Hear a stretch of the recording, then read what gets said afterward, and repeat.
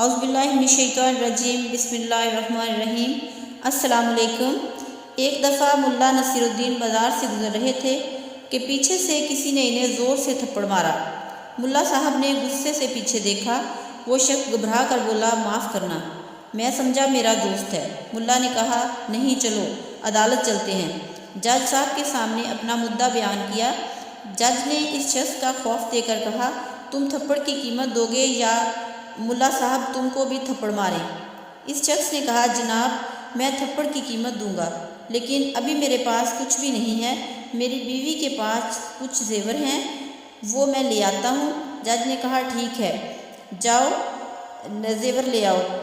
ملا صاحب انتظار کرتے کرتے تھک گئے، لیکن وہ شخص نہیں آیا۔ ملا صاحب اٹھے اور ایک زور کا تھپڑ جج کو مارا اور کہا، جب وہ زیور لائے تو تم لے لینا۔ معزز عدلیہ چوروں اور بدعنوانوں کو اتنی چھوٹ نہ دے، یہ نہ ہو کہ کسی دن عوام بھی ملا نصیر الدین بننے پر مجبور ہو جائے۔